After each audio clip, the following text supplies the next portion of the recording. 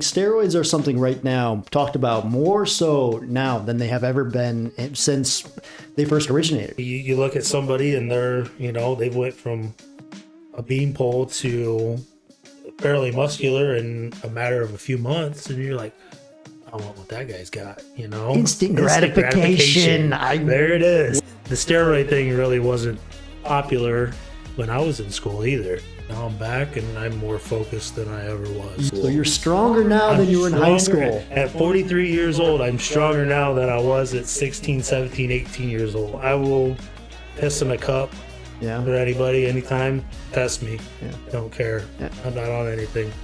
Protein, creatine. It's time to do cardio stuff. It's time to do high reps. It's time to do the pump the weights and the shake weights and stuff. Leg day and back day, I eat 5 times. Okay, just because throw an extra meal in there. Yes, just because your legs and your back is the biggest set of muscles in your body. One thing you have to realize is when you take steroids, everything increases in your body in size. Everything, even the heart. The heart is a muscle.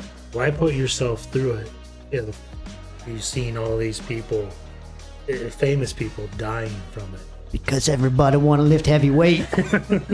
Everybody want to be a bodybuilder. I just wanted to eat. About Arnold, how he was basically, lifted for, I think it was like 5 to 8 years before he even got on steroids. It's weird, I'm 43 years old, not on testosterone, not on D-ball, not on tren, not on any of this stuff that they have out now, but I'm still making gains. I wake up feeling like I'm 90. If people are natural like us, how you build density, that dense look, the hard look in muscle is built by heavy weight. That dense look. I had my round of steroid use. The same person that I bought the bottle from kept coming up to me every month, 2 months.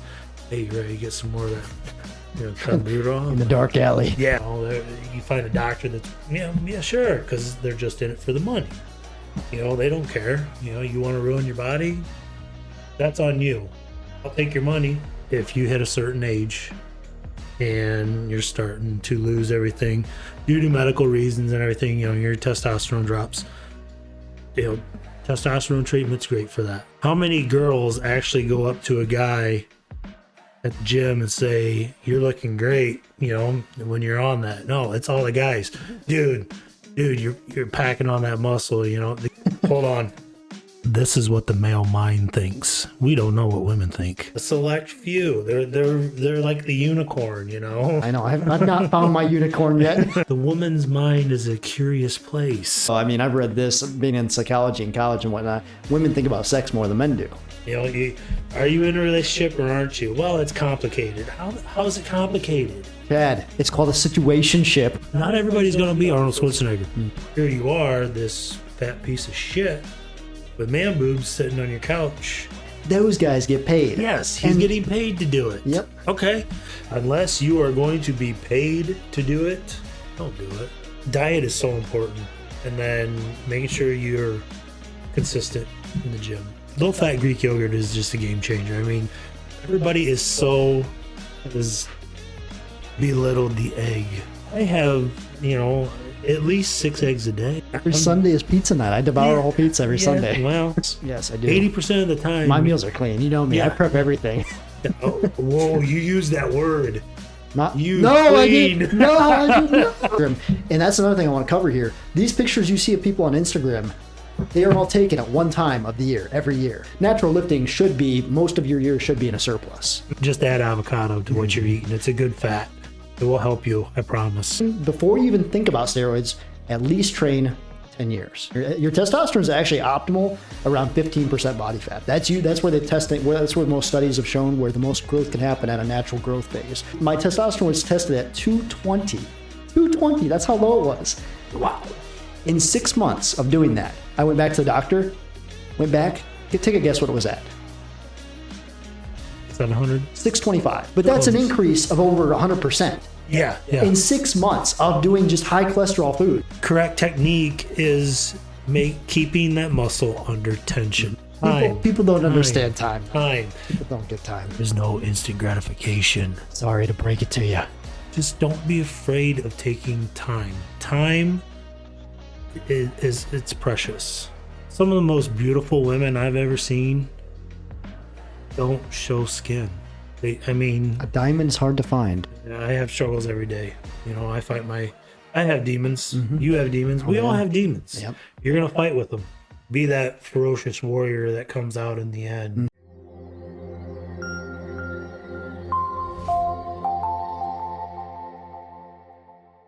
What is happening, guys? Welcome to another episode of One Warrior Season 2. This time I got with me Chad Siders, is a longtime training partner with me. I think you've been with me training now since 2017, somewhere in there. You've known me for? 16, 17, something like that. Yeah. We started out at the Y and kind of went on a hiatus for a little bit. Through COVID and whatnot. And then scoot the mic just a little bit closer to you. Yep, there you go. And then I messaged you one day and we started training together again at the other gym, and here we are. I've talked a little bit about this before, but how me and Chad met, it was pretty funny. I was working behind the desk at the Y, and we had talked just like after your training or whatnot. I was working at the desk, you were talking to me, and you asked for guidance on something, and then somehow you ended up joining me for a back day that Saturday. It was actually a back exercise, Yep. I don't remember what it was, but I was trying to build my back a little more, and you said, well, I train back on Saturdays if you'd like to join me. And come join me. And ever since then, that's where this has gone. It's led to a lot of the stuff for both of us. It's in a lot of ways. We met a lot of people through each other too. Yes. So it's been a good time.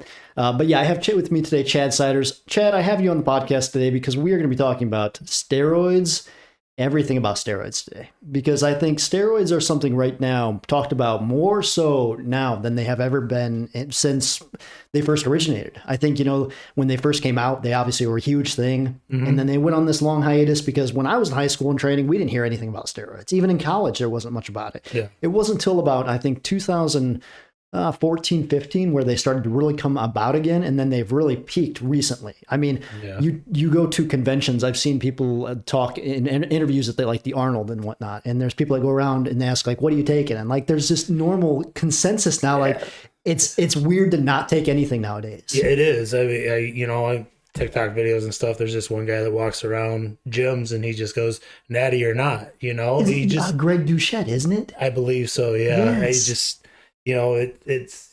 It's the norm nowadays. It's just so weird because, like you said, it went, back in the early 80s, it was big, because a lot of the bodybuilders were using it. Right. And then, it kind of got quiet there for a while. And then early 2000s, baseball started having their little thing on it, with McGuire and Sosa and all them possibly taking steroids, beating home run records and stuff like that, and it just slowly started creeping back in after being on a hiatus for so long. It was weird. That's funny you mentioned baseball too, because who was the big baseball star that got Barry Bonds? Was that the one that got busted? Barry Bonds was the one that got busted.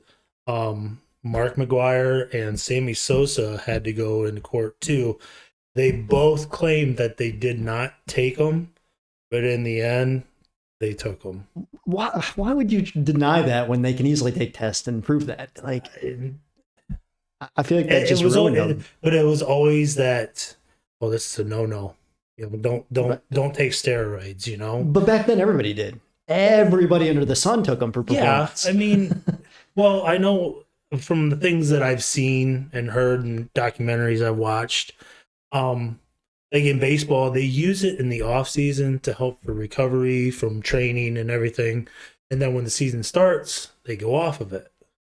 So it's essentially they work it in. So it's worked into a cycle almost. So they don't do their seasons with steroids. No, they're steroid free. They only use them in the off season to train. That's probably why they thought they could get away with being tested and whatnot, because they were off them at that time. Yep. I don't know how long stuff stays in the I don't know either, but you still, if you're training, let's just say you train for 6 months with it, you're going to have at least the same size, maybe a little less than what you had for the next 6 months. It's funny that they went off it though for their performance, because I feel like that would just tank their performance if they were used to feeling super high on energy, super good recovery. Their sleep was off the charts, and then they would go back in the season. I feel like they'd just be shooting themselves in the foot. Yeah. Well, I mean, but they're high athletes. Yeah. You know, their body, like Corey from the gym, they're genetic freaks. Yeah. You know, they have the genes where you give them just a little bit and they'll be able to make a lot out of it, and then they'll be able to sustain that just because of their genetics. Right. You know, that helps right there. But it's weird how they went about just using it in the off season, and then they would get back on, get off of it for the season, and then get back on it after the season was over when they started training again. It's pretty insane when you look back all the stories and whatnot. But like I said, we're going to be talking about all things steroids today, because it's a topic that needs to be covered. Because like you said, Greg Doucette is a big one being popular right now, going around just asking, what are you on? What are you on? And these kids all say different stuff. And they're like, are you natty or not? And they're like, of course I'm not natty. It's like, it's a weird thing to just say, I don't take anything. And it's a weird social presence to live in just to say that now. Mm-hmm. We know people around here that we never thought would be on steroids that are taking steroids now. Mm-hmm. And we, like I've talked about before, we don't live in a big area. No, we live in a small town. The closest big city is an hour away from us, you know? Right. I mean, it's weird that it's crept into little towns and stuff like that. I can't imagine what it is like in the cities. Oh, it's got to be ridiculous. Like you go down south Cincinnati and stuff. Or even the gyms in Toledo or Fort Wayne, you know. And the more you're around those kind of people, the more you're tempted to get on stuff, I think, too. I think it's just a cycle thing. Yeah, peer pressure. Yeah, just like with any drugs. Yeah, you look at somebody and they're, they've went from a beanpole to fairly muscular in a matter of a few months, and you're like, I want what that guy's got, Instant gratification. There it is. We'll talk about that too today, I'm sure, because I talked to Dave about that too. We covered instant gratification a lot on there. Yeah. In the working world, that's what people want too. They don't want to work for things, and it has gravitated into bodybuilding now. Yeah. It is. I mean, people don't know what it takes to train people don't know what it takes to train even 3 to 5 years now. Yeah. People are jumping on stuff in 1 to 2 years. I can't imagine that. Right. I was learning how to bench properly still, 2 years in. Like I was still learning that kind of thing. It's just take time, be patient. Yeah. Kids don't know what patient means. That's a new concept to kids nowadays. Yes, it is. So we'll start out today with an elevator introduction. Do you know, Chad, what an elevator introduction is? Nope. Very few people on this podcast ever do. I've had to explain it. Chris knew what it was. He knew the other day. But basically, you walk into a building, you go into an elevator, you meet somebody new you want to talk to. You have about 20 to 30 seconds to get to know them. Chad, I see you in an elevator. How you doing, Chad? Tell me about yourself. Tell me your background story. I'm pretty good. I've been training off and on majority of my life since I was, 15, 16, got into football. Just, you get into football, you get into sports, you want to excel in that. You want to try to get as strong as possible. And when I was in school, I'm much older than you. Well, not really. I'm going to be 32 this year. You're going to be 39, right? No. 40. I'm going to be 44 in January. 44, okay. More older than I thought. Yeah. So, I mean, the steroid thing really wasn't popular when I was in school either. Mm-hmm. It was, we grew up in that time frame where it wasn't going on. And, so training off and on, I started, the so-called creatine when it first came out. I started taking that. I was just going to ask you about that. I'm going to interrupt you there because me and Chris talked yesterday about that creatine. Was it considered a steroid when you were in high school? Yes. That's awesome. They thought it was a steroid at first, bringing it out. And then after they finally did some studies on it and everything, they realized, okay, this is not a true full-blown steroid. Not a steroid at all. It pulls water in. Yeah, it just retains water in your muscles. That's all it does. They went off the deep end on that one. So started the so-called steroid creatine, back in high school, and then after I got out of high school and stuff, bounced back and forth in the gym for a while, and then it got to a point where I was like, all right, enough's enough, and I got back into the gym, and kind of stayed semi-focused for a while, and then I met you and stayed focused for a couple years, and then I went on the hiatus for about a year or so, and now I'm back, and I'm more focused than I ever was. You're more so he went on. When he says hiatus, COVID. When COVID happened, you left. You didn't come back. Yeah, I didn't come back. Disappeared. So we all vanished from the gym. Obviously, the gyms were all shut down. I trained in my home basement and got up to 175 pounds and crazy strong. I was the strongest I've ever been in my life. And when I returned back to the Y, I was feeling incredible. My training partner was nowhere to be seen. Yeah. Chad was gone. So I that's when I started training with Josh. When me and Josh started training then. Yeah. I had a Bowflex at home, I still do. And I lost the motivation. I guess it's the environment of the gym that gets me going, That's a lot of people. To exercise and everything. The battle aspect, competition. That and the camaraderie between everybody. You can go to the gym, joke around, have fun, but then you got the training partner there to push you. Yeah. Here lately, we've been pushing each other. We've been making huge gains on a lot of things. Yeah. And having the training partner just makes everything better because you have each other to feed off of. Right. And just to tell you a lift that he did, I'll put a lift right here. His 405 squat, 405 box squat, he did this past week. It was fantastic. You haven't hit that since high school, right? Last time you hit 405? Honestly, that was the first time I've hit 405. Oh, wow. That is awesome. I hit 385 in high school. So you're stronger now than you were in high school. At 43 years old, I'm stronger now than I was at 16, 17, 18 years old. Chad, what roids you taking? I'm going to be straight up. I am not on steroids. I'm just a big boy.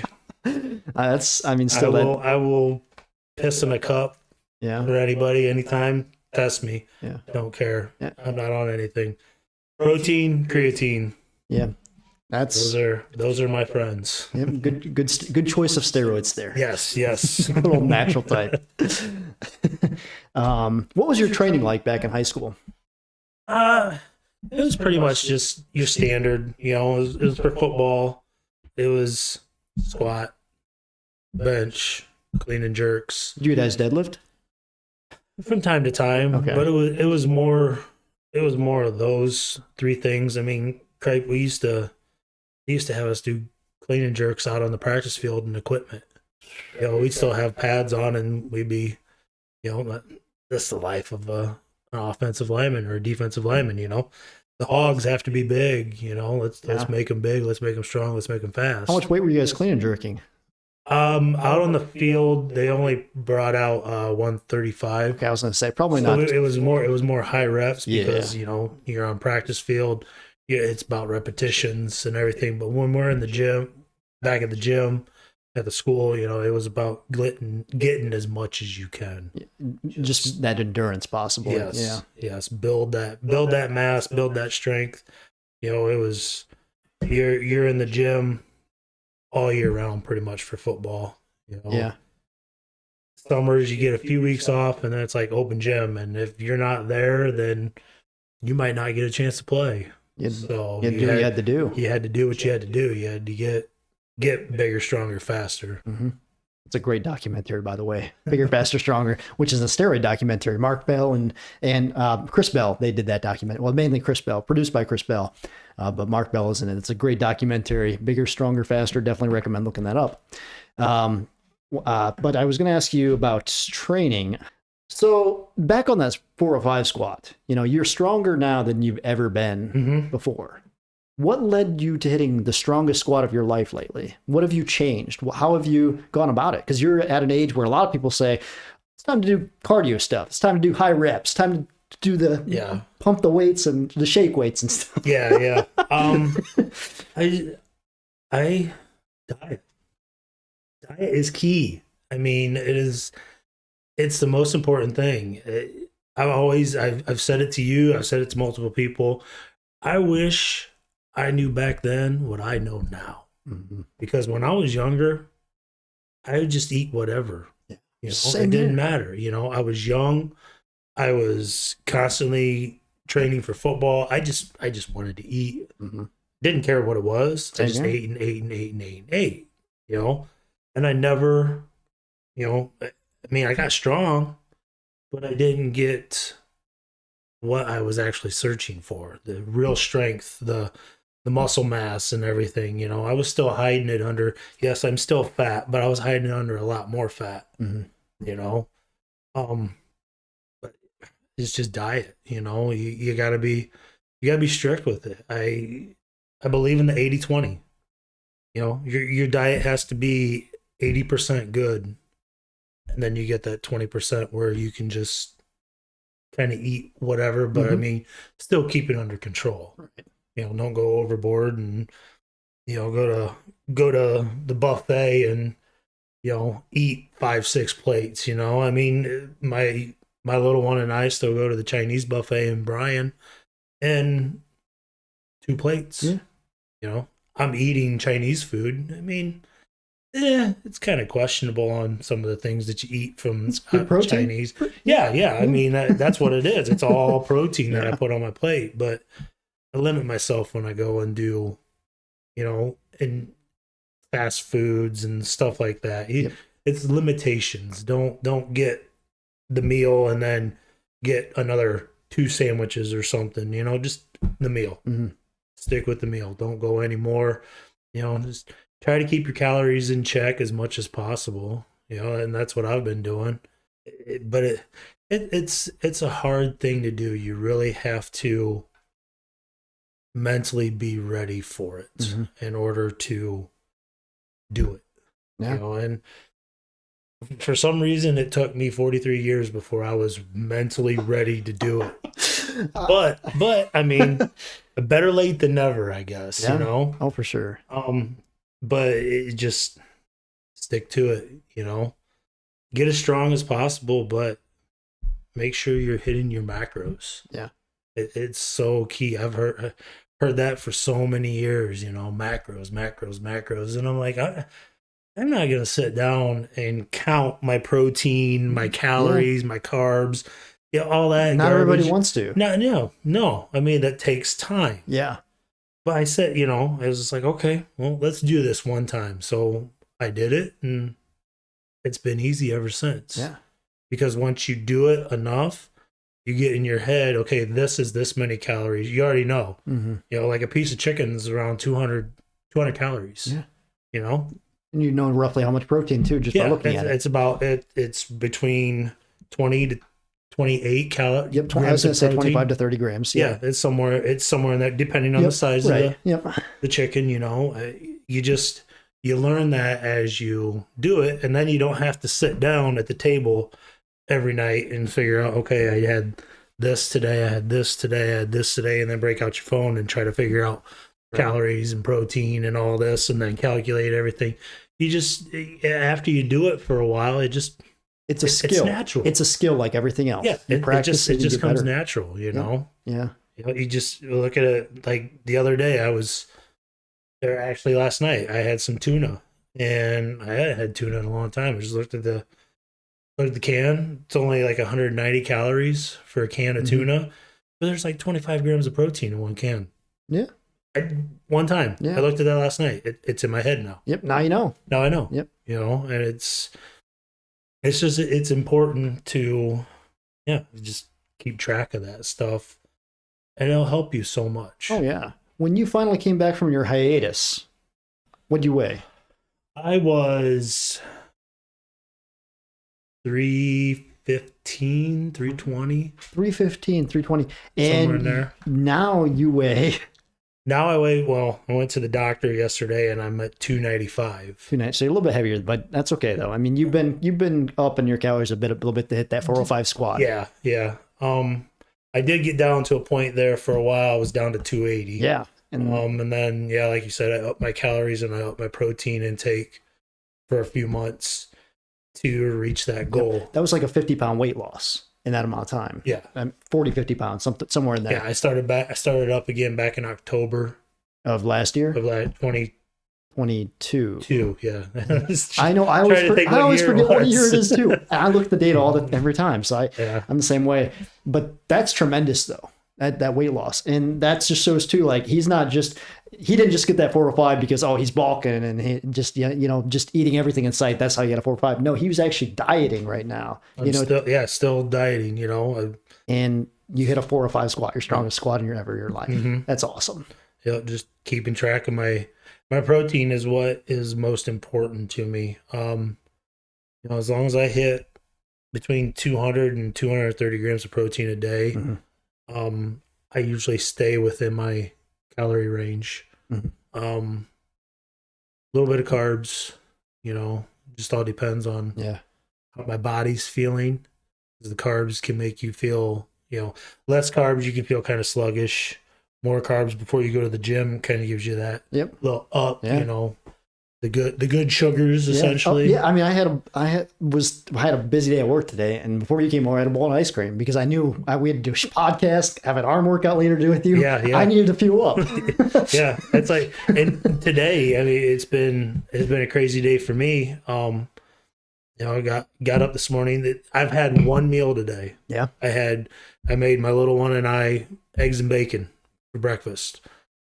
Everything else has been protein bars and protein shakes. So, I mean, I'm still reaching my protein levels, but my actual calorie intake of decent foods that I usually eat, it's kind of slacking today. Right. How many meals a day do you typically eat?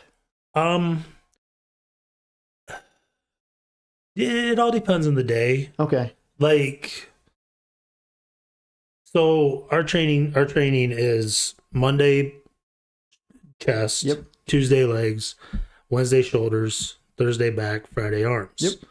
So Monday I usually eat, if you count my protein shake and my Greek yogurt in the morning, that'd be I'd eat 4 times a day. 4 times a day on average. On average, that's for chest, shoulders, and arms. Okay, what about leg day? Leg day and back day, I eat 5 times. Okay, just because throw an extra meal in there. Yes, just because your legs and your back is the biggest set of muscles in your body. Oh yeah. And we train those two things extremely hard. Yes, so I want to make sure that I have enough in the tank to get the weights and everything that we're pulling. I always throw in extra calories on those 2 days as well, every time, because you just need the extra energy. Yep, an extra 20, 30 grams of protein and an extra 500 calories on those days just helps tremendously. Right. All right, Chad, back to the main topic at hand here. Let's talk about steroids and the health conditions related with steroids and why you shouldn't be on them because of those health conditions. I think the first one we have to highlight here is heart health. Yeah. I think this proves it too when you look at Generation Iron's Instagram lately. I don't know if you follow them on Instagram. Mm-hmm. Their page has basically become like an obituary page for bodybuilders. And these bodybuilders are not, the ones that were lifting in the 80s. They're the ones that started lifting in the 2000 era. And they're dying now at age 30 to 40. It's crazy. Yeah. Every week almost there are new bodybuilders dying. That Joe's the other aesthetic or Joe aesthetic guy. Yeah. He was a young guy. Super young guy. Great physique. I mean, he had that there's a term for it, I can't remember what it is, but it was a symptom that he had in his body. I don't want to call it a disease, but you could see all the muscle fibers in his chest. Mm-hmm. When he tightened up, that was him. He would tighten up. The striations. Then, he would relax, and you'd see all the striations moving, and that was some form of disease or illness or something that he had in his body. Oh, I didn't know that. Yeah, everything. It was all his muscles. Just when they tightened up, they would still trigger. Now I don't know exactly what he was taking, but probably a lot. Yeah, I'm gonna lean to look like the way he did. I mean, it's pretty crazy there. Yeah, some of these they have great physiques, but it's at what cost? Yeah, I mean, you're like I said, we're costing your heart health is the main thing. So that's the main thing that's going to contribute to death. Because one thing you have to realize is when you take steroids, everything increases in your body in size, everything, even the heart. The heart is a muscle. And the heart increases, and what happens is when the heart increases, it over increases, it will cause problems. It can't keep up with the size of the body, and that's one of the reasons it has problems there. Yeah, the blood flow becomes restricted at times. It's just it like I said, at what cost? Why put yourself through it if you've seen all these people, famous people, dying from it? Because everybody want to lift heavy weight. Everybody want to be a bodybuilder. Yeah. Instant gratification. and that's just it. I always bring up too the old, 80s and 90s bodybuilders. A lot of my plans are based off those guys. Arnold and Frank Zane, Sergio Colombo, Franco Colombo, and people are like, well, Shawn, they were all on steroids. Well, yes, they were. But it was later in their career. Yes, exactly. People forget that kind of thing. Because steroids really wasn't a thing. A lot of these guys are from overseas. They're not from here in the United States where steroids was plentiful at that time. They're from overseas where you literally had to go out and milk your own cow or butcher your own cow for your protein. I mean, they didn't have all the luxuries like we have in the United States. And we were talking about this before we started recording today. We were talking about Arnold, how he was basically, lifted for, I think it was like 5 to 8 years before he even got on steroids, because somewhere in that time range, he came over here to the U.S. It was mid 70s, I think it was. Okay. Mid 70s or close to 1980, somewhere in there.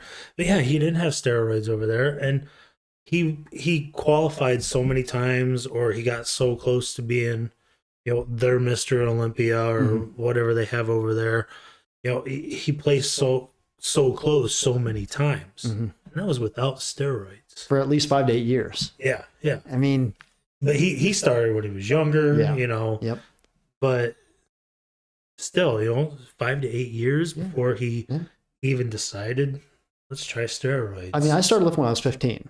Yeah. I bought a bench and a leg extension, put them in the middle of my bedroom, and I had this bunk bed, and like you literally walk in my room, and I had this big bench and a leg extension. My mom hated it because she would try to go in do my laundry, and like she had to walk around this giant ass bench. No room. You had to walk around to get to everything. Right. But I mean, I started lifting at that age 15, and I'm still lifting to this day. I'm 32, going to be 32 this year, and I've never once considered steroids. Never once. Yeah. And I don't think I don't think I ever will. Maybe TRT later in life if I ever have testosterone problems, to a certain degree. Maybe 50s or whatnot. Maybe. I'm not saying I'm never going to do anything like that, but it's like, at what cost? Yeah. Yeah. It's just it's weird. I'm 43 years old, not on testosterone, not on D-ball. Not on trend, not on any of this stuff that they have out now, but I'm still making gains. As far as I know, I've never had my blood work done, but as far as I know, my testosterone must be pretty good because I'm still putting on muscle mass. I'm still functioning. I'm still, I'm still feeling like I'm in my early 30s, late 20s, Yeah. Other than waking up in the morning, I feel old as hell. But I'd say I do too, especially after leg day. Yeah. I wake up feeling like I'm 90. Yeah. Exactly. I think it comes down to people just nowadays, kids don't want to put in that kind of work it takes to get that kind of results, because I think people have a misconception of thinking they can't get an elite results or elite physique without taking steroids. I think they just think you need steroids at this point. Yeah, no, you don't. You started lifting when you was 15. I started lifting when I was 13. My dad had a weight bench. It had had the bench press on it, had the squat rack on the back, the leg lifts and everything, and he had some dumbbells. Started in the garage, 13 years old. That's how I started. And fell in love with it. I started buying muscle and fitness magazines and looking at all these guys, from the 80s and early 90s, just like, man, I want to be like that one day, not knowing that they were on steroids. Exactly. Not knowing. The same for me. We didn't know that at the time. Yeah, we didn't know that at the time until we got into gym aspect where you have a little bit of everybody sprinkled in here and there, and then you find out, oh, he's on steroids. What are steroids? You know, when you're younger, oh, they do this and this and this. And it's like, You wonder if the younger generation now, if that's why a lot of them went on it, because they saw them work in person. You know, they saw the results in person. Maybe it could be. I mean, I'm trying to put myself in their place. Like I always like to put myself whenever I'm trying to figure out how somebody thinks. I like to put myself in their shoes to try to see if I could even think like them at all. I'm trying to put myself in the shoes of a person just starting lifting. If I just started lifting this year and I saw some of the strongest people at our gym lift or some of the most aesthetic, would I want to jump on anything? And I'm trying to put myself in their shoes. And I don't know if it's just the way I was raised, but I've never wanted to take the easy way out of anything. Yeah. There's no reward in that, I feel. No, there's not. There's no gratification in that. No, I mean, you still have to put in the work. Yeah. The only thing steroids is really doing is helping you recover faster. Yes. So you can perform more exercises in the gym. Yes. So you can work out 6 days a week. You don't have to have those rest days, which rest is very important. Right. You know, but when you're on steroids, it just heightens everything. Mm-hmm. So you don't need to rest.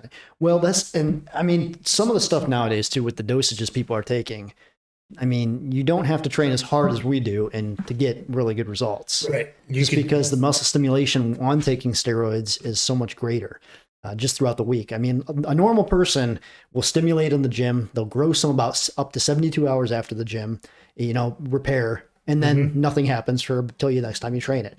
When you're taking steroids though, even over 200 hours after that workout, you're still making progress from that workout. Yeah. And I think that's a thing that people hear when they read that. They're like, oh, I definitely want to be on this then because I'm killing two birds with one stone, and I'm making a lot more progress just by doing less. Yeah. You can literally stick to just doing hypertrophy. Yeah. You don't need to do strength training to build density at that point. Nope. That's something I always talk about. You know, if people are natural like us, how you build density, that dense look, the hard look in muscle is built by heavy weight. You know, that dense look. You can tell, and I talked about this in the last podcast a little bit, about when you look at somebody in the gym and they look more of a stringy, but they still have some muscle, you can tell they do more just hypertrophy rep ranges.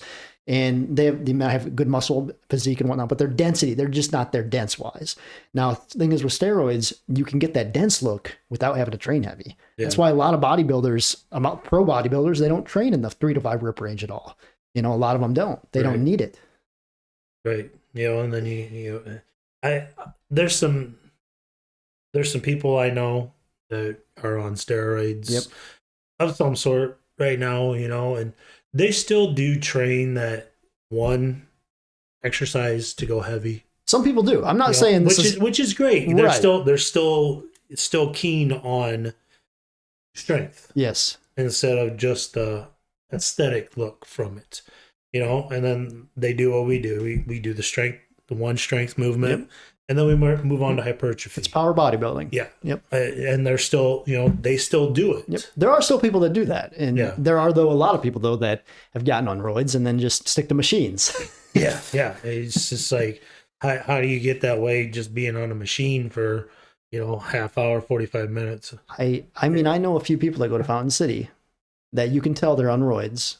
And they don't train heavy. They never train heavy. They just do hypertrophy work all the time. They use machines, but you can tell they're on roids just because the muscle belly is the density on them. Mm-hmm. And it's just it's a different type of mentality for those people. Right. It's just, it doesn't make sense. I mean, we'll probably get to this later, but I had my round of steroid use. We can go into that now. But, okay. Let's talk about it now. I had my round, it was a short stint. It was clenbuterol. I don't know who all knows what clenbuterol is. Not very many people, I'm sure. It's an older one. Yes. Clenbuterol is an injection that they give racehorses to draw out all the water from their body before they go into the Kentucky Derby or whatever race they may be going to. So it leans them out really a lot. Not really, but it leans him out a lot. You know, you go up to a racehorse before he goes out on the track to run, and you can just see all the muscle fibers and the veins and everything in them. But when they're not on it, they look like a normal horse. You know, you sit there and you look at them, you're like, wonder how they're so fast. Well, it's because they draw all the water out of them so they can get down the track faster. Well, that's what clenbuterol does. It draws all the water out of you to make you look leaner.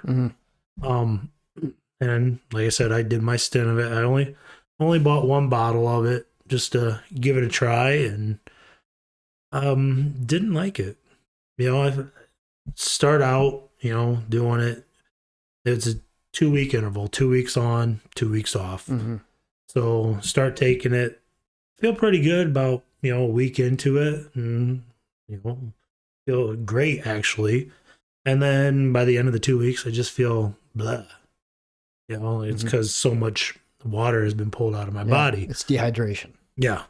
And then my off week, my 2 off weeks, by the time I got back up to a week off, felt great again. Then when I got to 2 weeks off of it, I kind of felt heavy because my body had put on so much water again. And then rinse and repeat. You know, I did that for the entire bottle, and I just didn't care for how it made me feel. After I got done with it, I was like, you know what, this isn't what I want. You know, if I'm gonna do it, I want to do it the right way. I don't want to damage my heart. I don't want to damage my kidneys. You know, I have children. You know, and I don't want to die young if I continue to go down this road. I want to be around as long as possible for my kids. You know, so it's like, enough's enough. We'll just step aside and we'll do everything naturally. You know, and the same person that I bought the bottle from kept coming up to me every month, 2 months. Hey, you ready to get some more of that? You know, clenbuterol in the dark alley. Yeah, in the dark alley. But he kept asking me. I'm like, nope, I'm not gonna do it anymore. And he just, you know, he kept asking until I didn't see him at the gym anymore, or the dark alley. And you know, and that was that. You know, I'm getting to that age. I'm 43, and it's like, you know, do I go get blood work done just for shits and giggles to see where I'm at with my testosterone? You know, maybe get on TRT, maybe not. I don't know. It's just one of those things that, you know, when you hit it, like you said, and when you get a certain age, you start thinking about that stuff, because, you know, you want to still be able to continue to make progress when you're at the gym. If you're going to be, if it's part of your life, part of your routine, you know, you don't want to be getting these big numbers and then go in there one day and just fall flat on your face. It's like, what the hell just happened? You know, so it's definitely one of those things to think about. Definitely wouldn't do it like some of the people do. You know, you get blood work done, and then you go and get online and you find a doctor online. Oh yeah. You know, that's willing to prescribe it, even though your testosterone level is perfectly fine. You know, you find a doctor that's, yeah, sure, because they're just in it for the money. You know, they don't care. You know, you want to ruin your body? That's on you. I'll take your money, go ruin your body. You know, and it's just, I would do it naturally. I would do it the right way, I guess I would say. I would go get tested and then go see my doctor about it. You know, get it done where I go there and get it done the right way. Proper dosage, you know, actually talk to my family doctor about it and see what options are and things like that. But, you know, like I said, it's just something in the back of your head where you kind of thinking about it.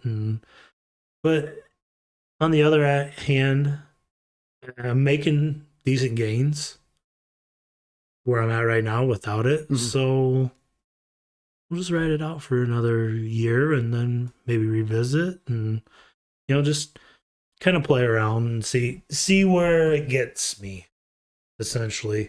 There's a few guys that, he said you know a few guys at the gym that are on steroids. I know a few people at the gym that are on TRT, which is testosterone, but they're older. They're older than me. They're in their late 50s, early 60s. They still need that because their testosterone has dropped due to health issues or whatever it is. So I mean, I feel that there's two places that steroids is good for.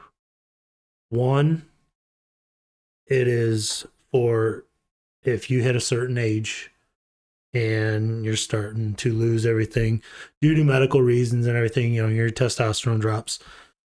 Testosterone treatment's great for that. Two, if you're going to be a bodybuilder and that's what you do for a living and that's how you make money, go right ahead. Everybody want to be a bodybuilder. Yes. Go right ahead. If you're doing competitions and stuff like that, go right ahead. Because you've got to make money. If that's how you're going to make money. But if you're doing it just for the aesthetics, to look good, I don't see a point in it. How many girls actually go up to a guy at the gym and say, "You're looking great," when you're on that? No, it's all the guys. Dude, you're packing on that muscle. The guys are giving you that thumbs up, not the women. No. So what's the point of trying to do it and attract the other sex when they really don't care? It's funny you bring that up because I've been dumped before because I've been too lean and too jacked. Yeah. I've literally been dumped for that very reason.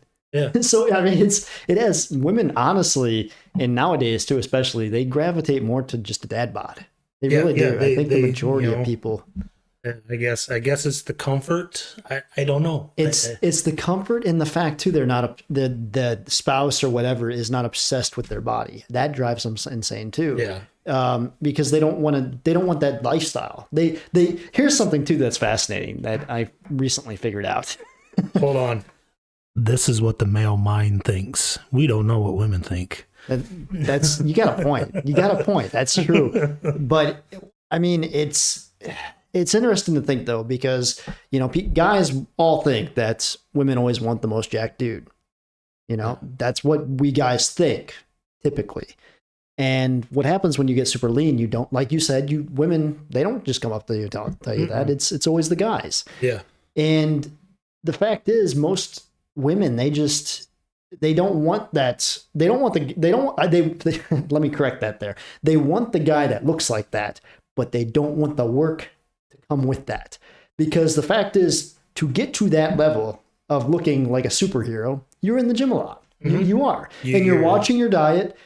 And the woman does not want to typically go that route with them. Yeah, they get bored of that. You get a select few. I mean, I have seen girls going to the gym with their boyfriends all the time. Right? But like you said, it's a select few.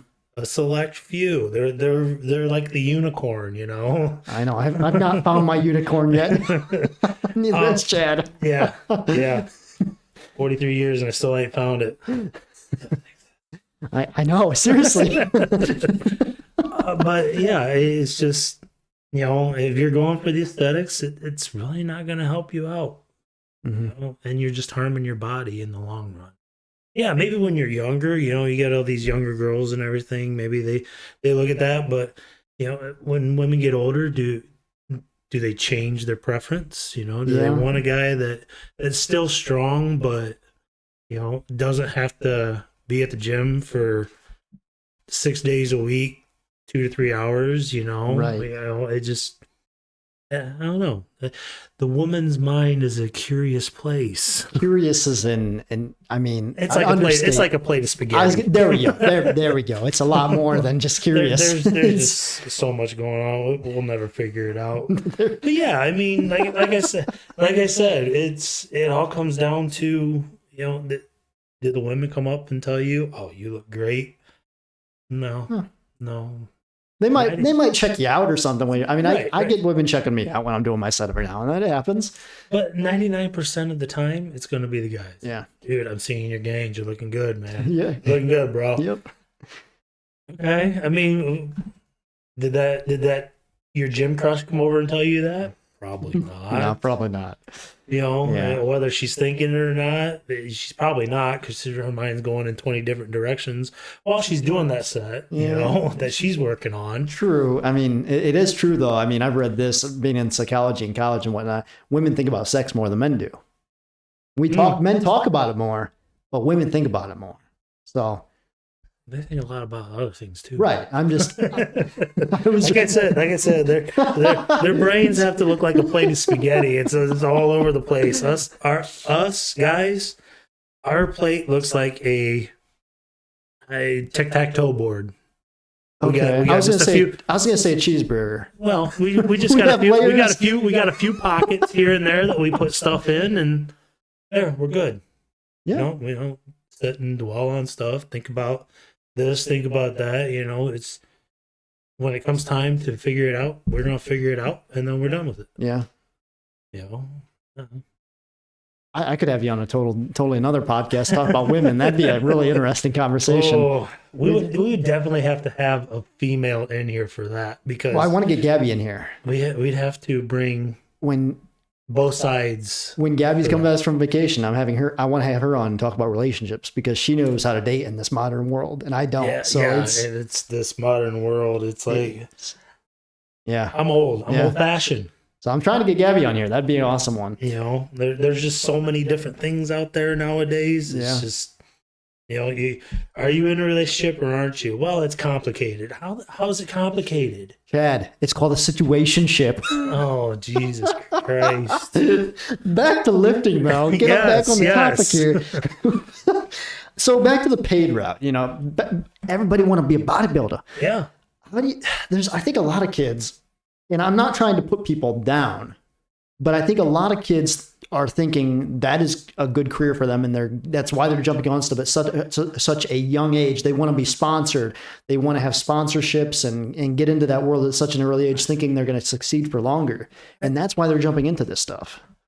But the question is do you know somebody in that sponsorship?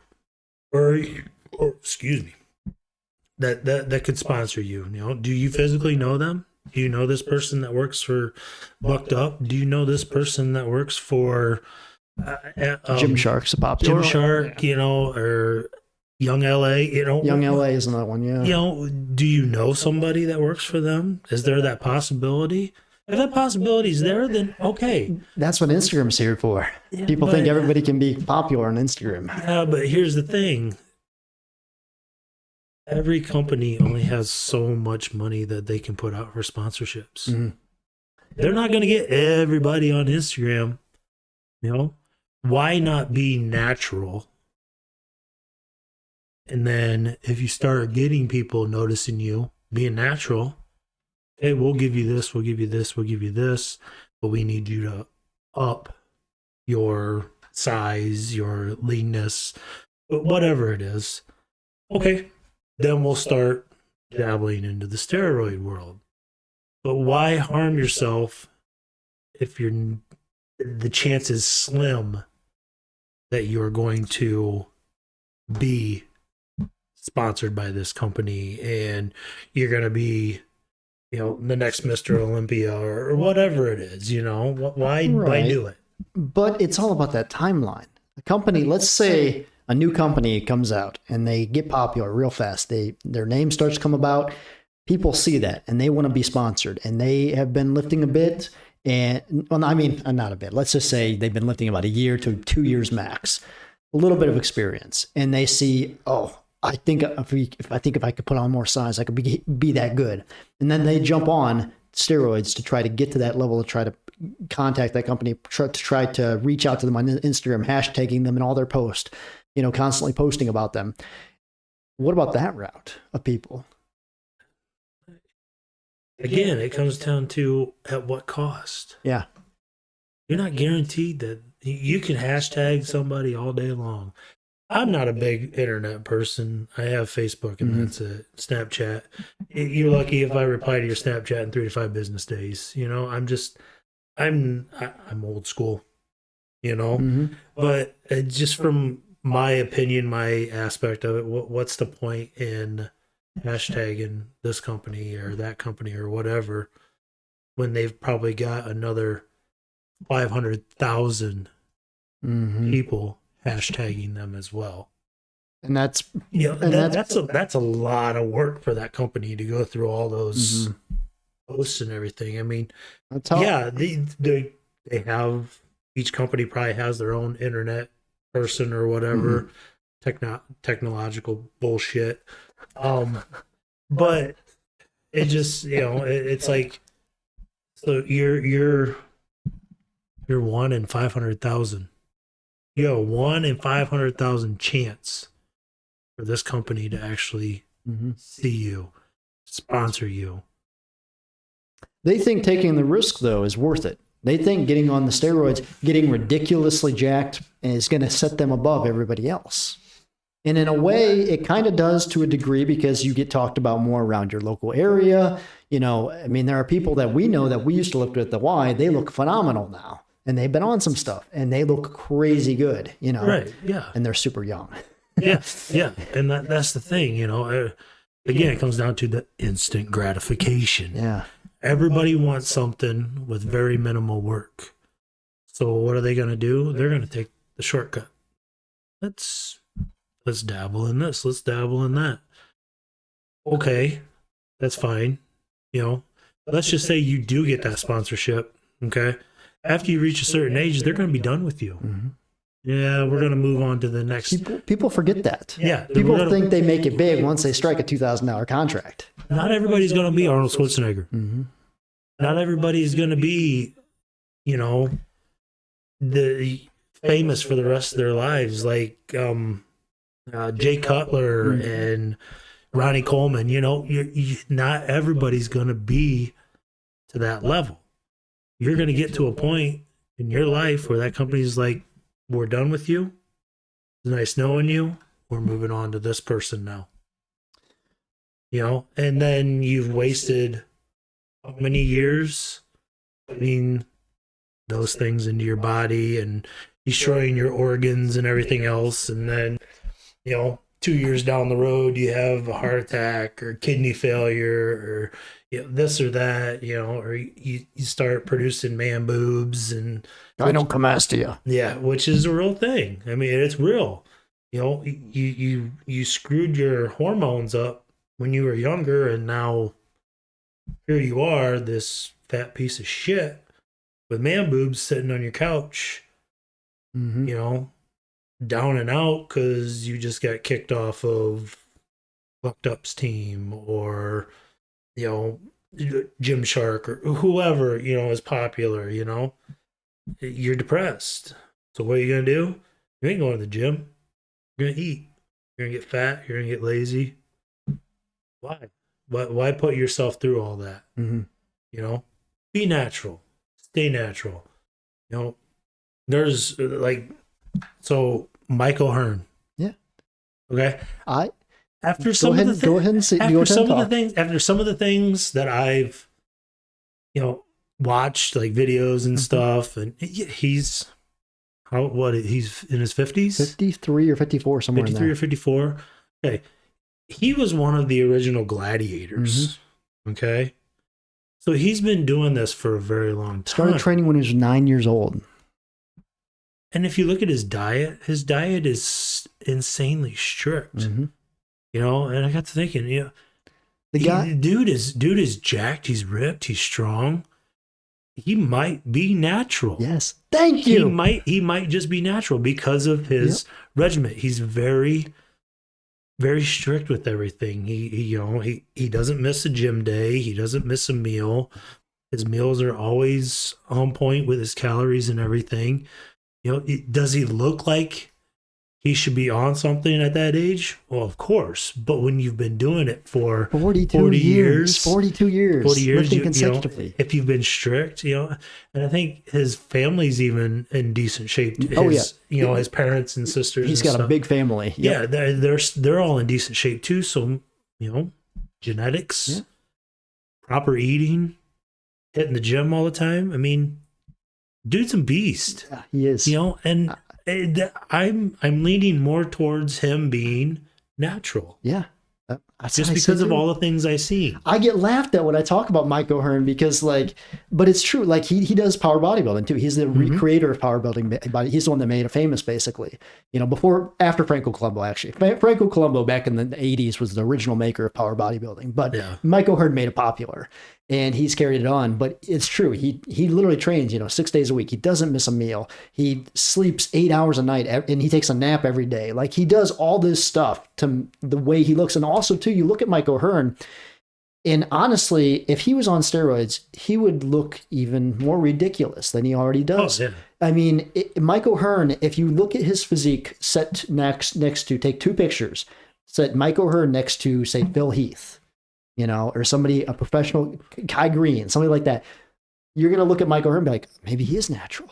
Because there's something too that we have to cover here is steroids.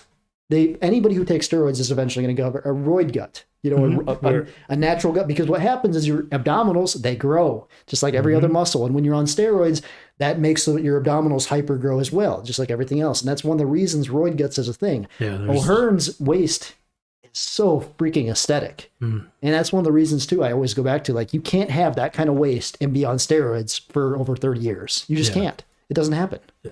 And, it's just insane, okay, so maybe he is all natural, maybe he is. We'll never know. No, we won't. Only he does, and maybe a few other people, if he is taking steroids or not, and then you got Dwayne "The Rock" Johnson. He's on stuff. He's there's a lot of things that if you look at, like, the last movie that he just did. I can't even. Oh, he was the villain in it. I can't even. But he got super lean and jacked for that. Okay, I mean, the dude has an insane diet and everything, just like Mike O'Hearn. But I feel in order to get to that point where he was at, he had to have taken something else. I mean, there's no way you could get that lean, see that much muscle fiber and that much veins, vascular, without being on something. And most movie stars do take stuff. I mean, the Thor character, he jumped on stuff for his last role. And you can tell too from his last. You can look at. Chris Evans, Chris Evans is Chris Hemsworth. Yeah, you can look at him like 2 movies back, and see nothing like what he looked like in the new Thor movie. In the Thor movie, he was just ridiculous, big all over. But he was big in the other movies before this, right? Just not as chiseled. Yes. So, and they openly said that he did take. Yeah, he admitted to it. Yeah, he did take some form of steroid for the movie. But that goes back to getting paid. Those guys get paid. Yes, he's getting paid to do it. Yep. Okay. Well, then, you're making millions of dollars doing this movie. Yep. Okay. If your kidneys fuck up, you can go, oh, sorry. I can believe it. Your kidneys shut down or, whatever. Okay. You have the money in the bank to go to the hospital and have a kidney transplant. Yeah. Do some of these people that live around here that are on it have that money? They don't think that far ahead. Yeah. They see, oh, this guy's jacked. He's making gains. I want to get on that. They don't think about the health problems. They don't think about the increase in testicular cancer. They don't they think about the increase in heart problems and all that kind of stuff. They don't think about that. It's why not though? Well, yeah, why? Because that's why I don't. Like, I don't want to risk that. Why would I risk that? Right now I have perfect health. I'm healthy. I can go to the gym and train every day. My metabolism is awesome. My hormonal levels are naturally awesome. Like, why would I even mess with that? I'm not huge by any means. I'm not crazy strong, but I feel great. I wake up in the morning feeling good. I can train. I mean, why would I want to do that? Yeah. Why would you want to put your body at that level of risk? Mm-hmm. Especially you're in your 30s. Yeah, 32. You still have plenty of life to live. Yeah, yep. Why go and screw it up? And and the kids we're talking to here are getting on stuff at 19, 20. We know people getting on to 19, 20. Yeah. It's, unless you are going to be paid to do it, don't do it. Yeah. It's just that simple. I mean, there's so many downfalls, so much health risk. It's not worth it. Mm-hmm. It's not worth it in the long run. Yeah. All right. It's time for Are You Smarter Than a Fifth Grader, Chad? Oh, boy. I'm going to let you know right now I'm not. Well, you might be surprised. You might be. First question is, how much is 14 times 5? 14 times 5?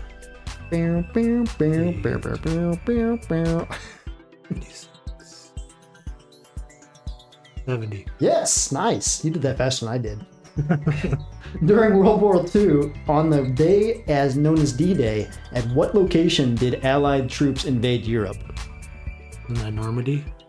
Yes, beaches of Normandy, France. Nice work. What is the clinical name for the thigh bone? Humerus? Femur. Femur. Maine borders which U.S. state?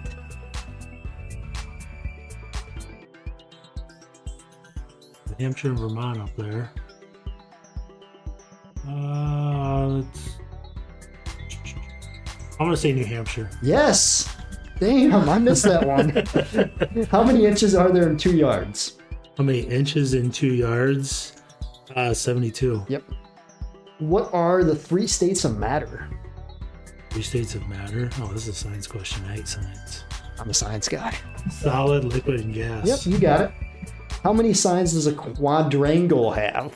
A quadrangle? Quadrangle. Would that be 40 maybe? No, just 4. 4 sides. So just say quad.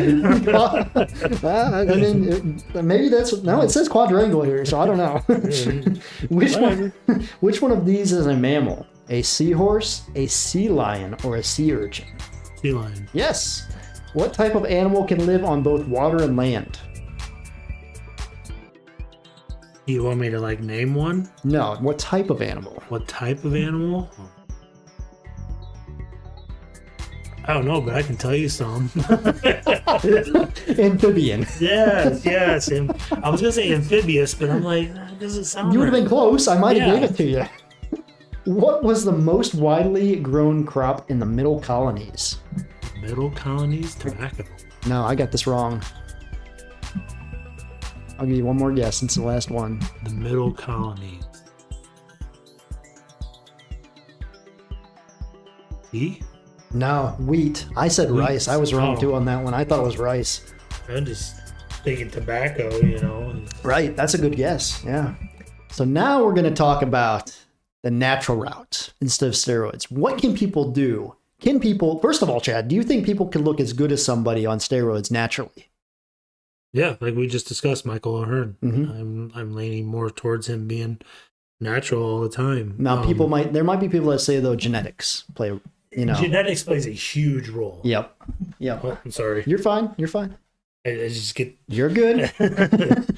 Yeah, genetics plays a huge role. But, I mean, if you don't have the greatest genetics in the world, can you still do it? Yes. Mm-hmm. Yes. Discipline. You have to stay disciplined, What do you mean by that? Your diet. All Diet is key. Diet is key for it. Diet is so important. And then making sure you're consistent in the gym, hitting your numbers, hitting your goals. Now, when you're saying consistent, do you mean train 7 days a week, balls to the wall? No. No, you don't want to do that, because another thing that is important is rest. You need to rest. It's 6 to 8 hours of sleep. is what they say is the recommended amount. But you need those days where it's just you're off. You're not doing anything. You're relaxing. You're resting. You're enjoying time with the family. You know, it's rest is important as well. There's so much that goes into it, and you have to check mark all those boxes. And when you can check mark all those boxes, then you can do it. Mm-hmm. You know? What would you say a natural route would be for people? Give somebody a blueprint. A blueprint? Yeah. Do what we do. Power train movement for every muscle group. Power train, hypertrophy. Stick to a decent calorie, high protein diet. Don't be afraid to do a bulking season and then a shred season. Go back and forth with it, because in order to gain that muscle mass, you got to put a little more into your body. Just do it clean. I know you hate that word clean, but whole foods. I like that. Yeah. Okay. Whole food. Do it with whole foods.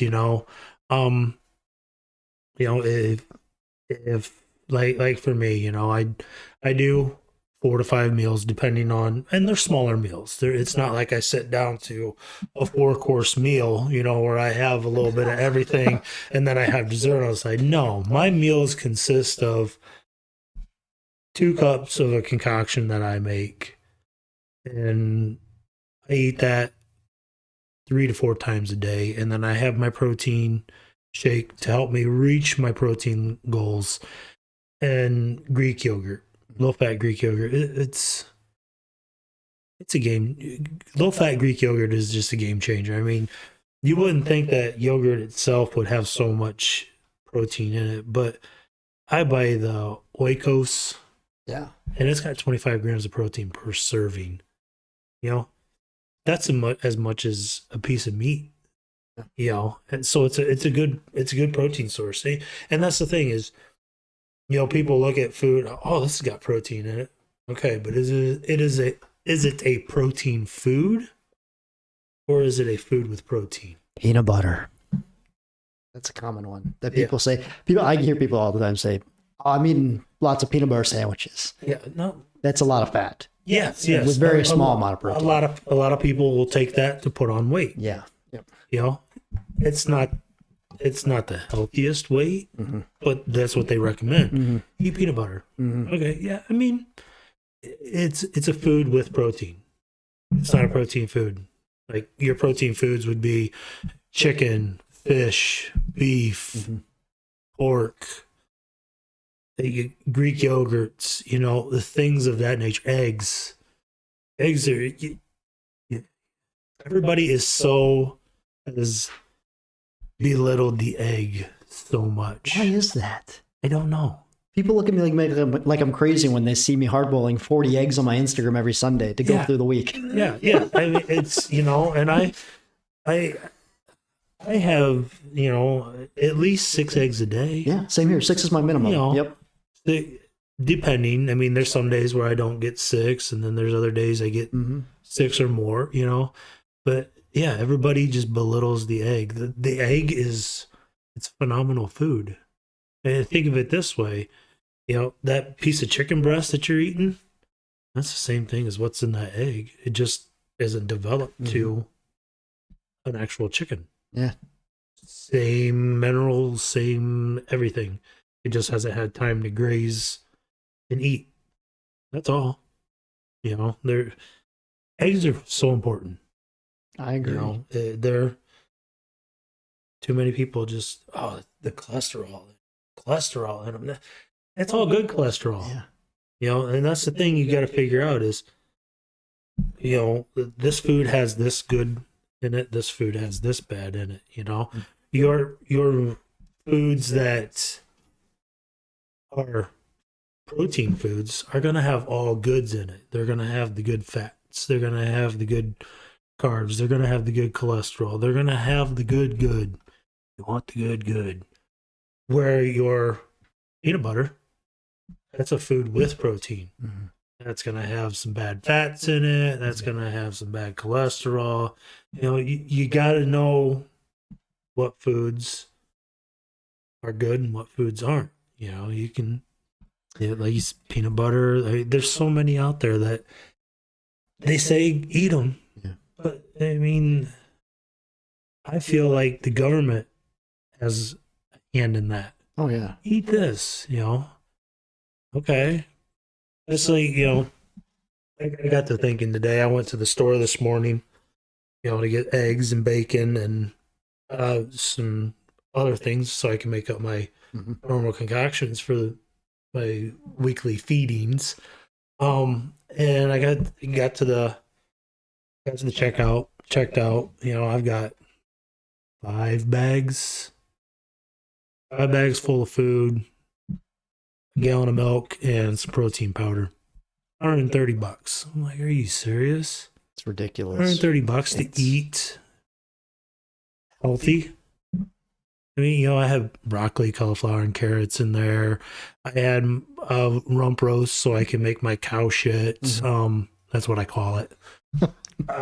It's actually good. It's very good.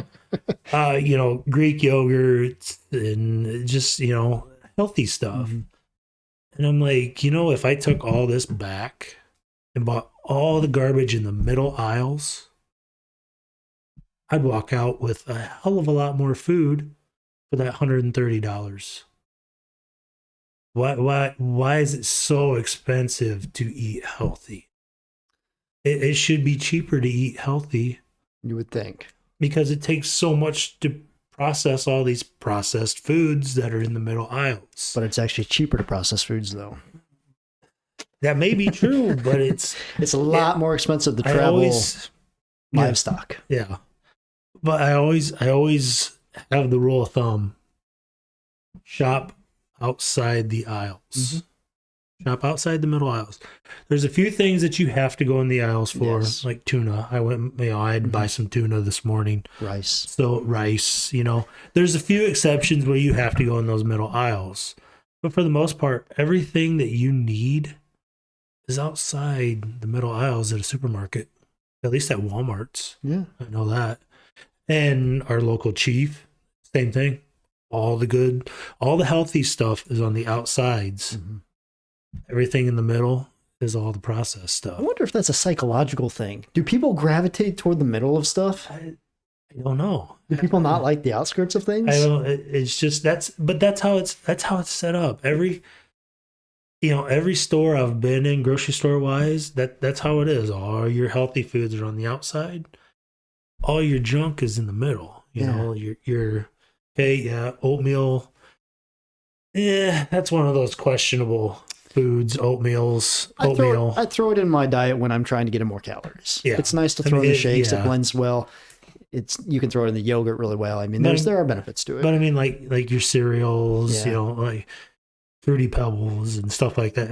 You know, they're high in sugar and fats and this and that and everything else. And then you get down to your frozen food section, and you've got one aisle of the frozen food that is all good foods. Yeah. Like that's where they keep the vegan foods at. That's where they keep the frozen vegetables, you know, stuff like that. They keep that on one side in one aisle. You go to the other side, pizza and ice cream. I like my pizza and ice cream, Chad.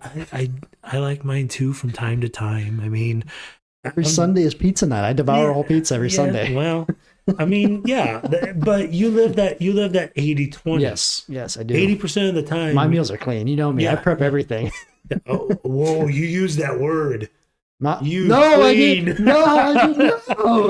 You'll have to go back and check that. I'll leave it in there. I don't want to edit that out. That's what I said goes. But man, I don't like the word clean. I can't believe I'm hanging around you too much now. Whole Foods. Clean. I mean, when you say clean, you're referring to Whole Foods. I don't like it because you can't clean a food. You know? Right. You can't. Let's Clorox this banana. Right. Well, right. But I mean, you can't. You can't get rid of all the bad that's in there, that's in things, you know. But again, the bad, not all bad is bad. Right. The good 80-20 rule. Yeah. So I mean, It's a good diet to do. 80% of the time your diet is whole foods. It's healthy. It's good for you. Mm-hmm. It will produce good energy. It'll produce good muscle. And then 20% of the time, yeah, have a little ice cream, have a little pizza. It doesn't hurt. It keeps sanity. Yeah. Because you're unless you're Michael Hearn, you can't. Even Michael Hearn does cheats on sometimes. Does he? Oh, yeah, all I've seen is his clean meals. Michael Hearn's kind of interesting. I've followed him for a long time, and what I've learned from Michael Hearn is since he says he's all natural and whatnot, he goes by the 9 months out of the year he keeps his calories super high. And then 3 months, he plans all his photo shoots around, all his auditions, all his movie routes. For 3 months, he gets super crazy, lean and in shape. But there's 9 months out of the year, he is overstage weight and bulking and being a healthy weight. A lot of people don't know that. They see all these pictures on Instagram. And that's another thing I want to cover here. These pictures you see of people on Instagram, they are all taken at one time of the year, every year. Yeah. If you didn't know that, it's true. I actually talked to a few people about this, and it's fascinating. I talked to some people at the Arnold one year about this. And what they do is every year they lean down, they take pictures in different locations for about a week, and they save those pictures and they use them and they put them out on Instagram throughout the year, making it look like they're that lean all year round. They're not. They're not. Nobody is that lean all year round. Because it feels terrible to be that lean. I have been that lean. I have been 7-8%. I look crazy good, but I feel like shit. My lifts are terrible. I look ridiculous, but I feel like crap. And that's what the truth is. You feel like crap at those lean levels. You don't want to live at that level. You don't live looking like a superhero, like a crazy good superhero all year round. Yeah, because you'll never survive. You'll jump off the bandwagon real quick if you want to try to do that. And if anything, you're just going to hurt yourself. Yeah. I follow a very similar thing to Michael Hearn. I think I'm probably lean, maybe really crazy. Like right now, I'm pretty lean. I'm probably around 8-9% right now. You're very vascular right now. I'd say right now I'm around 8-9%. I could get lower if I wanted to, but I don't. But I'd like to maintain this leanness around the summer. So about 3 months out of the year, I like to be this lean because it's just comfortable. I can work on other things. I don't have to worry about, because for me to put on weight, I have to keep my calories around 4,000. And it's a job to eat. So for me, through the winter and everything, I know my calories. That's bulking season. You can put it in quotations. I hate it when people put labels on things, but it's a good way to go about natural lifting. Most of your year should be in a surplus. Mm-hmm. You can't make gains in a deficit. You just can't. You start at the end of the summer, beginning of fall. Yep. And and just up your calories, but do it healthy. Yes. Do it healthy. Do it right. Don't, okay, it's bulking season. I'm going to go to McDonald's and I'm going to buy 2 big ass cheeseburgers and I'm just going to eat that. No, don't. That's not what we mean by bulking. Right. And put the weight on right. Put the muscle on right. Let me give an example for them, because for me right now, I'm doing about 3,000 calories. I'm pretty lean on about 3,000. I've actually never been this lean on this many calories before, so it's pretty crazy. But like for me, when I go into bulking this fall, like we're about ready to switch in September, we already talked about this, and it's going to be gain season. My meals are going to stay the same. I'm going to add to them what I'm already eating. Like my eggs, instead of 3 whole eggs per meal, I'm going to do 4. I'm up slowly too. I'm not going to take my calories straight to 4,000. I'm going to take them to 3,300, and then for a month, and then take them to 3,500. It's going to be a gradual increase, but I'm not going to be throwing in a bunch of junk either. I'm going to just be, more rice, more potatoes. The servings get bigger, more beef in the meals. That's how you do it. In the same way, when you get leaner, you just take away those foods. Like I don't track calories nowadays because my meals are so, strategic. I know, like if I take out 2 eggs out of each meal, that's a decrease of about 400 calories by day. And my meals stay the same and I just get leaner. It's a system. And that's what you want to develop, a meal plan that you don't even have to track no more. That is good, that you enjoy, because I love eating beef, rice, and eggs all the time. Oh, yeah. It's freaking delicious. Yes. You never get tired of it. That's like my cow shit and my chicken shit, Yep. It's beef, rice, broccoli, cauliflower, and carrots. Yep. Mine is chicken for the chicken shit. Mine is spinach, peppers, tomatoes, beef, cheese, eggs, and rice. And I top it with salsa and hot sauce, a little bit of soy sauce, and it's delicious. You come up with these meals that you can eat throughout the day, plan at the beginning of the week. And then as you bulk, you add more to each meal. And when you cut, you do the same thing. You just take away. Yeah, you're going in reverse. Or you can add a meal. Right. That's right. That's what I do. Right. You know, you can always add a meal. My job, I'm mainly on the road. You know, so it's hard for me to actually carry around a big meal with me to eat 2 or 3 times. You know, I work 10-hour days. And yes, I go to the gym every day. You can do it. But just, you know, when bulking season comes around, instead of taking 2 of my containers, I'm gonna take 3. I'm adding a meal. You know, that's all I'm doing. I might take some eggs with me. That usually throughout the day, I have just my chicken shit or cow shit, and then for dinner I have it again, but I'll add to it. I'll throw in my Greek yogurt. I'll throw in my avocado. Avocado is a great, good fat. Yep, good omega-3s. Yes. If you like guacamole, just add avocado to what you're eating. It's a good fat. It will help you, I promise. And then spinach. I'll throw spinach on there. You know, I'll have some eggs. My last meal of the day is my biggest meal. You know, I eat 2 other times throughout my day. I have my protein shake and yogurt in the morning at my first break or whenever I have a chance. And, you know, that's what I do. You know, so I'll add another eat time while I'm at work. And then after the first of the year, I'll drop that meal again. And then it's the same thing as you know, you're just adding to your meals. Well, I'm just adding a meal, but then I'm going to take away a meal after the first of the year. And I get to that point too. When my calories are super high, I add an extra little snack before bed. You know, that gets to that point too when my calories get high enough. So I did the same thing. Yeah. But yeah, you just have to come up with a system when you're going to be doing this for a long time. And that's the thing about doing this naturally. You're going to be grinding your ass off for a long time. It's a grind. It's, you know, every Sunday it's meal prep time. You know, you hit your meals during the week. You hit your training during the week. You get your sleep during the week. It's a system. And once you develop that system, follow that system year after year, you will grow.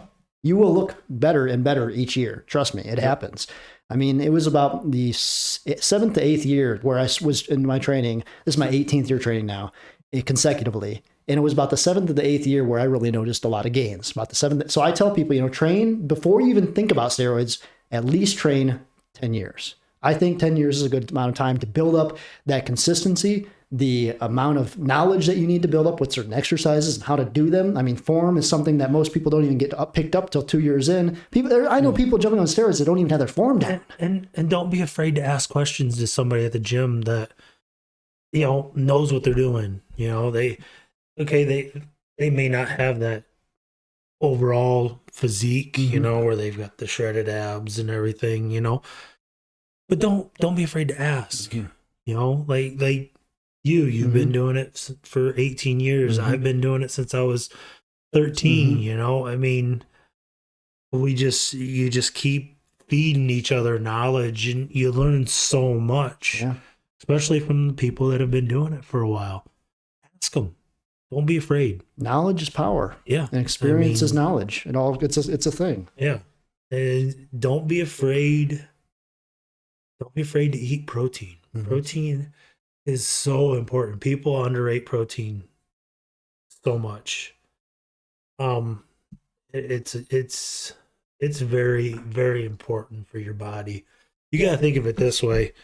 When back during the Neanderthals and cavemen and everything, you know, they scavenged for berries and nuts and stuff, but in order to have that energy and the strength and everything, they had to go out and kill a woolly mammoth or a bobcat or whatever. You know, they needed that protein. There's still some tribes in Africa and down in the Amazon and stuff that still live that way today. They hunt for their food. If they don't hunt and get a kill, they starve.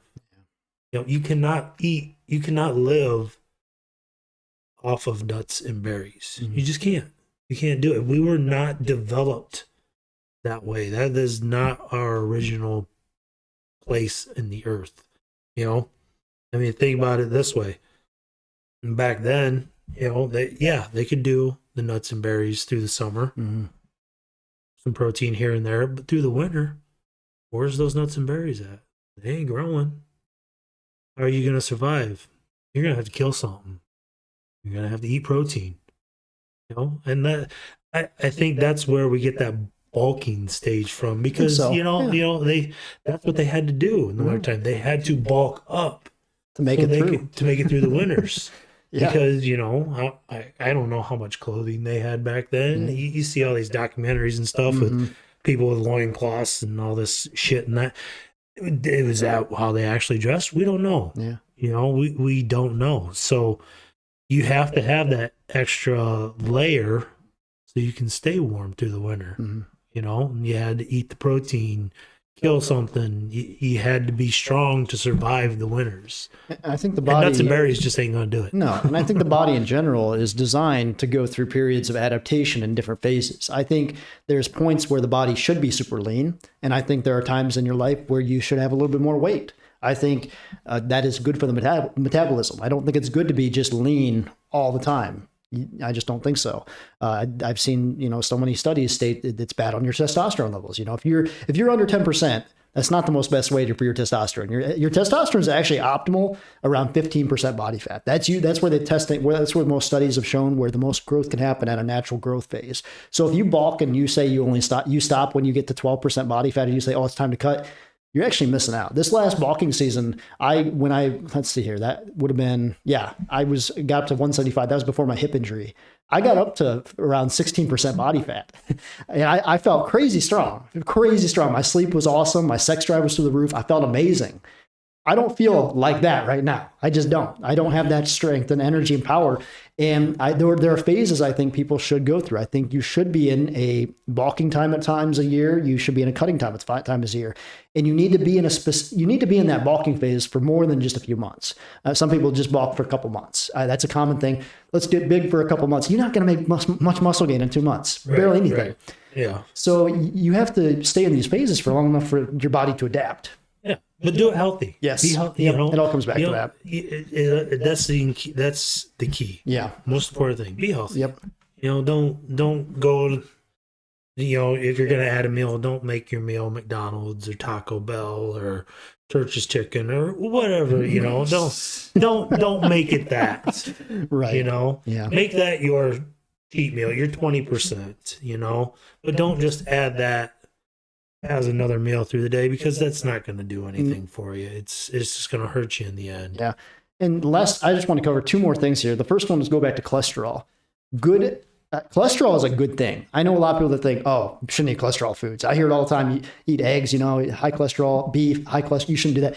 Cholesterol bonds with testosterone in the body. It's a good thing. It's more testosterone. Back when I did the talk last season, if you want to go back and listen to that podcast, it was about a 3-hour podcast. I talked about my testosterone levels back in 2011 compared to 2015. I went through a low testosterone period in there, and I raised them naturally. I've talked about this. I ate 12 eggs a day. It was crazy. I ate 12 eggs every day. I ate lots of beef, lots of cholesterol-rich foods, lots of whole milk. The doctors are probably thinking, you're going to die. My testosterone shot through the roof. My testosterone was tested at 220. 220. That's how low it was. Wow. In 6 months of doing that, I went back to the doctor.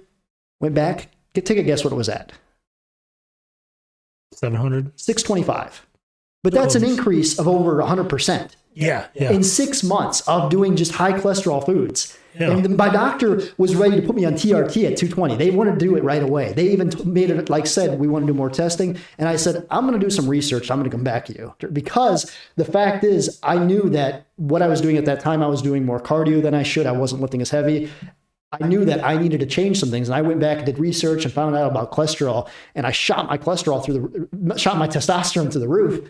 And I went back to the doctor then later that next year. And my testosterone tested at like 730, I think it was. And like a year later, he was blown away. He thought he asked me where I got treated at. He thought I got on TRT. It's crazy because diet. It all comes back to diet. Yes, the eggs, stuff that's pertinent to your health and everything. push your body into an anabolic state. You know, you get anabolic steroids. Yes.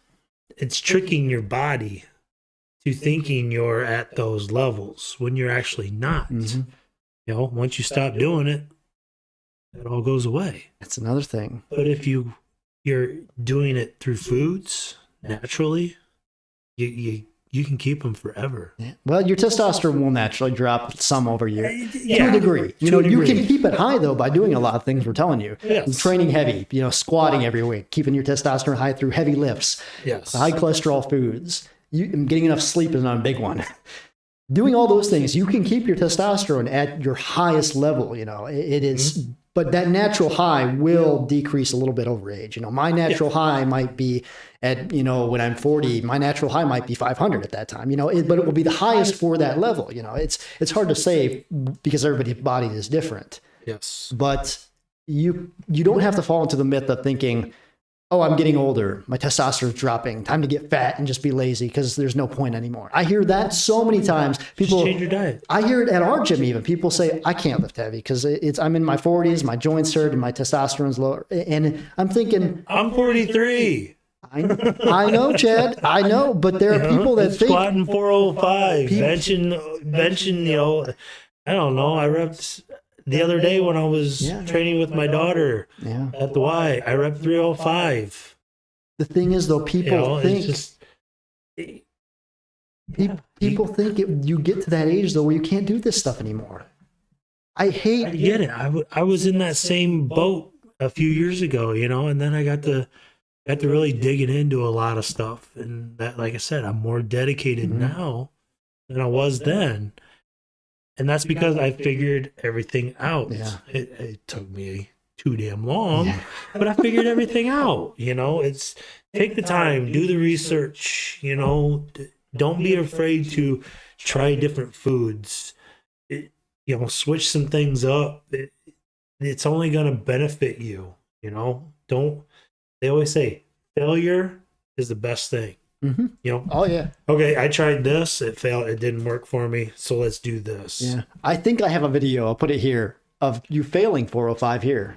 And I'll put one of you hitting it right afterwards here. And make sure that was 2 weeks. Yes. 2 weeks.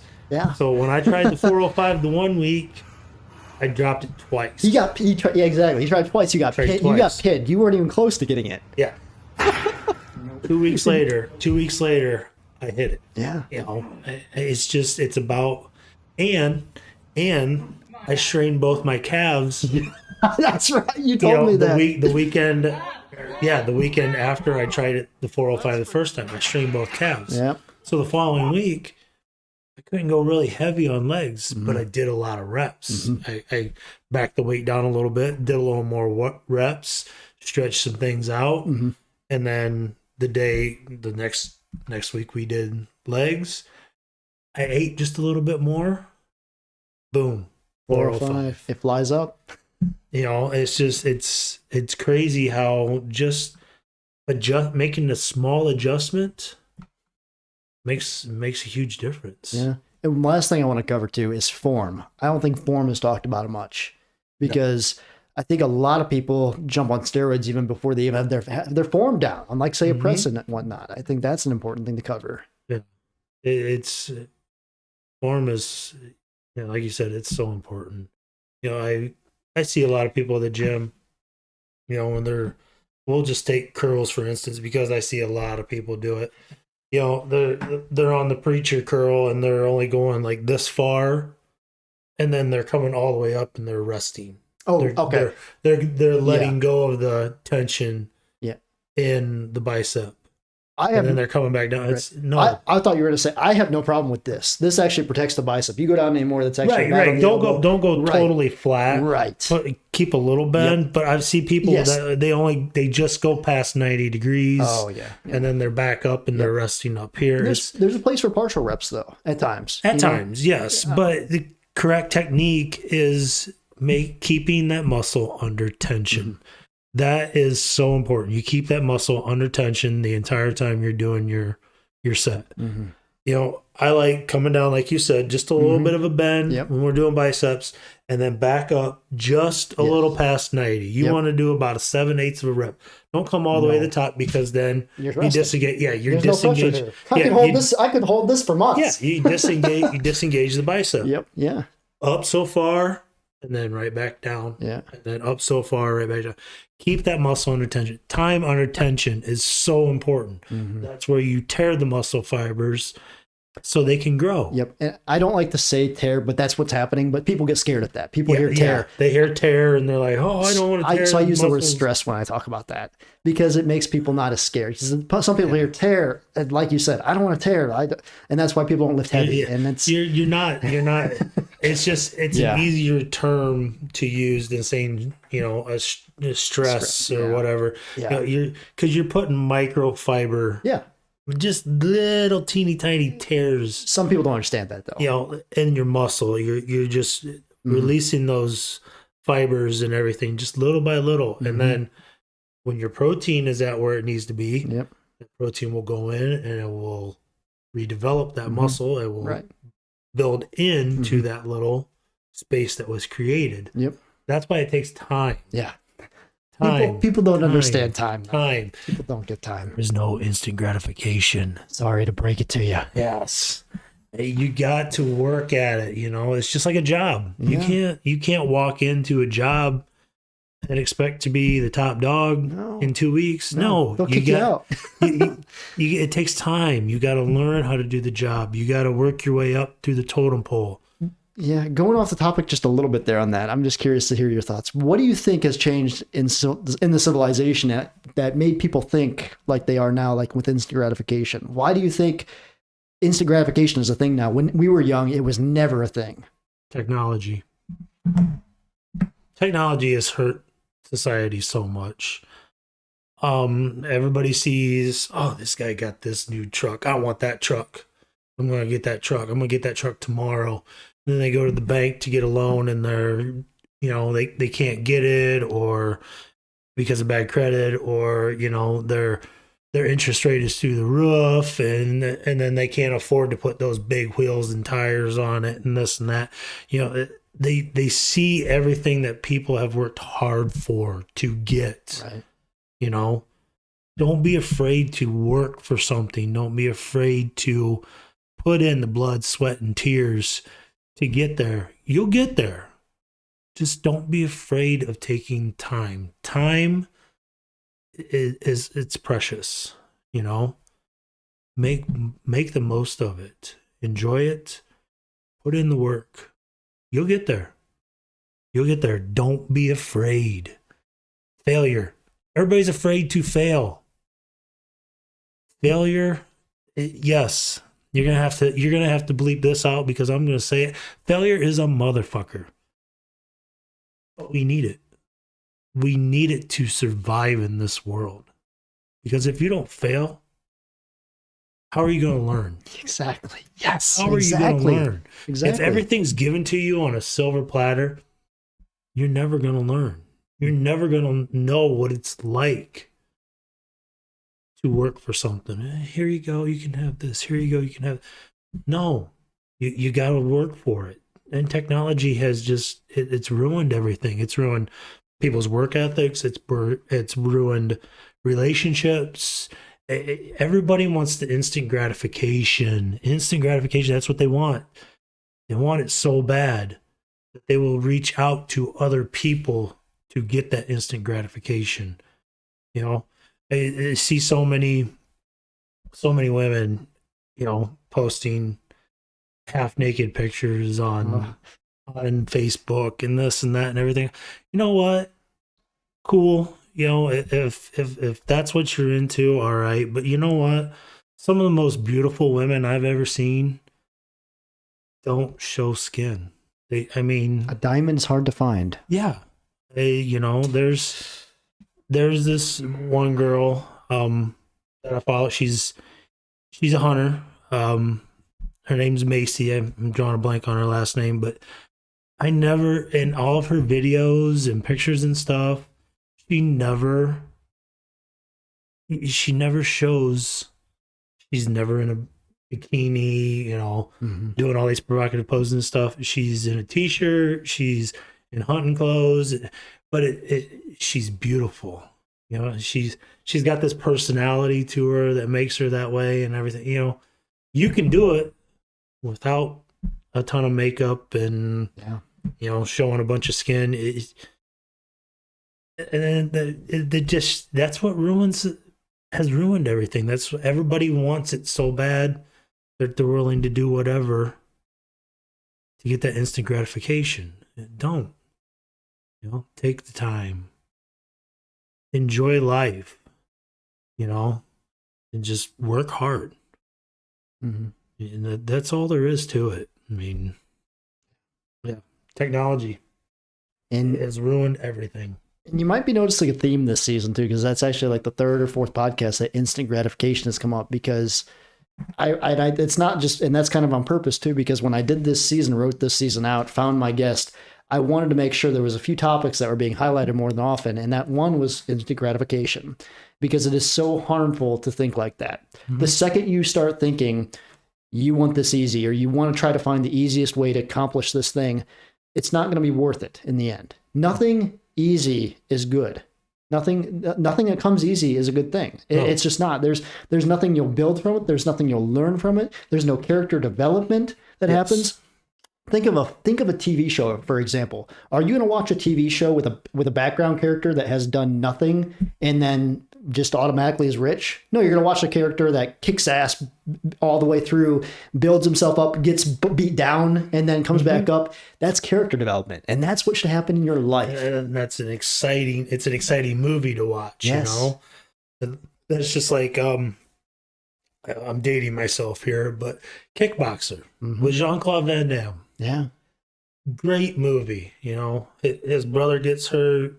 He gets beat up and everything, but in the end, he overcomes everything, because he worked hard. He fought for everything. Yeah, it's a movie. I get it, that's how it goes, but that's how life goes. It is. Life is a bitch. It is. It will chew you up, spit you out, beat you down. It will do everything in its possible. It does not care. And if you're looking for the instant gratification, you're not going to get it. Again, it comes back to what I said about the people want it, the 1 in 500,000, put yourself out there. Okay. But you have a 1 in 500,000 chance of that company noticing you. Why? Why do you want to put yourself out there? Be that vulnerable. Yeah. Put yourself at that risk. I mean, yeah, you're going to learn a lesson from it. You're going to learn a huge lesson from it if it fails. Yeah. But then you're back to, okay, we got to do this the right way. There is no instant gratification. I got to work my ass off. I got to do what I got to do to get to that point.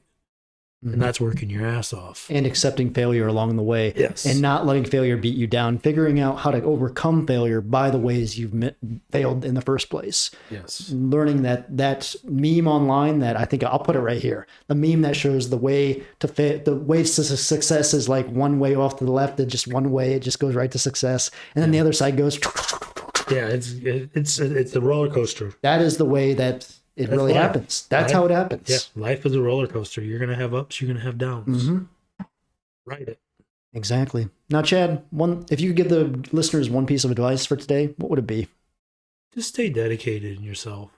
Don't get down. You're going to have struggles. I have struggles every day. I have demons. You have demons. We all have demons. Yep. You're going to fight with them.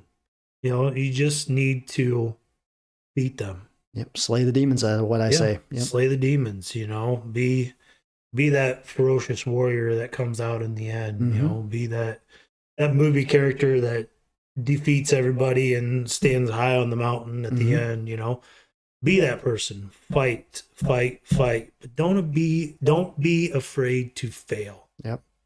Failure is only going to make you better.